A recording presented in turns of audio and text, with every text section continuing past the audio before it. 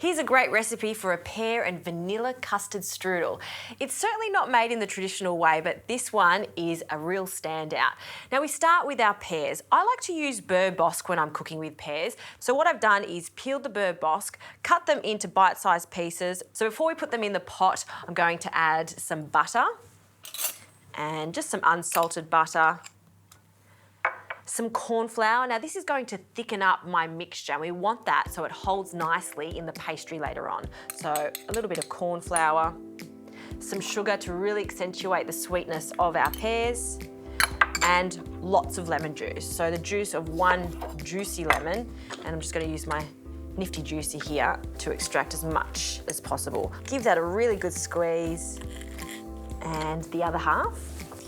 And I'm not adding any extra liquid, no water whatsoever. The pears will give off a little bit of liquid too.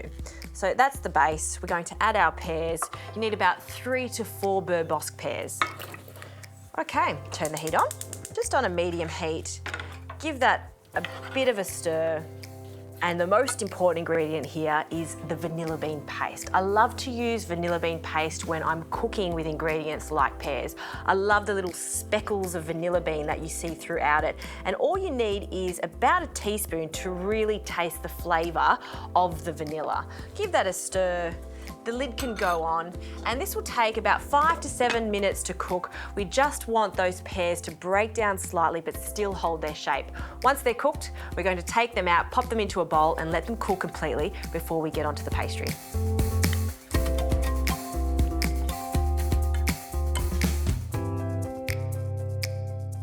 Okay, the vanilla and pear mixture has completely cooled down.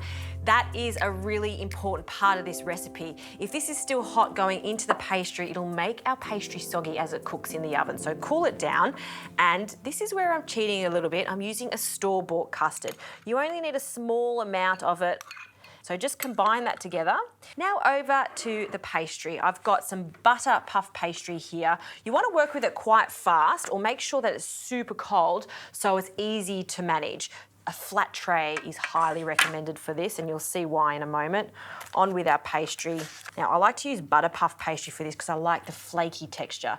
Certainly not traditional when it comes to a strudel, but it tastes so good with the vanilla pears. Now, using a knife, I'm going to cut 2 centimetre thick strips on each side. And this is just to make a beautiful pattern. You don't have to do this stage. In fact, you can just cover the pears in the pastry and pop it in the oven. But I kind of like that lattice look. So just working down the pastry vertically, I'm going to make those little strips. And we'll just flip that around and do it to the other side. And you want them to roughly align so they crisscross perfectly at the end. That looks pretty good. Now we'll grab our vanilla pears and we're just going to pop that straight down the centre of this big rectangular piece of puff pastry. All right, now for the fun part. This is a bit of a rough braid, but you'll see how it takes shape. So we're going to take one of the strips and cross it over, and then we'll do it to the other side, cross it over, and you can see why you want them to sort of align so they meet together for that gorgeous little pattern on top of it. Now there's 2 options for the topping here. What you can do is just get some demerara sugar and sprinkle it over the top, or if you want some extra texture, which is what I want, I'm going to add some almond flakes for extra crunch. So that's what I'll be adding. And then once you finish the braid, if there's any excess pastry, not a problem, we'll just cut that off and tidy it up. And that is a beautiful looking strudel. So a little bit of egg wash, 1 whole egg.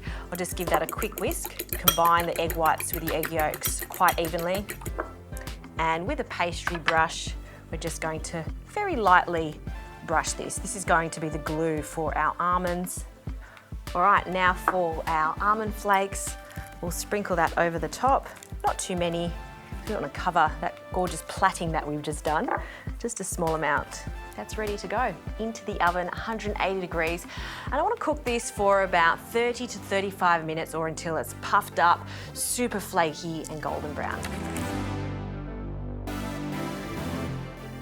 Vanilla and pear strudel is out of the oven. Do allow it to cool slightly because when you bring it out, it's going to be a little bit bubbly and piping hot. Now this may be a little overkill, but I'm going to be serving this with custard and cream, dollop cream to be specific. My mother would not approve because she thinks you shouldn't have the two together, but that's okay. This is my strudel today. So a little bit of custard on the bottom of the plate. Then I'm going to dust this strudel with a little bit of icing sugar to make it pop. Not too much, just a small amount. And I'm going to cut a generous wedge. So listen to the crunch. Oh, it's the best. And I'm just going to cut a centre cut, like so. And I love how those flaked almonds have caramelised on the top there. Look at that filling, it's so good. Just in that little puddle of custard and some dollop cream on top. Just a little spoon. And that's my gorgeous pear and vanilla strudel. Not the traditional way of making it, but it works really well. This is a lovely winter dessert. And you know what? Don't worry about what my mum says. Definitely add the cream and the custard. Works a treat.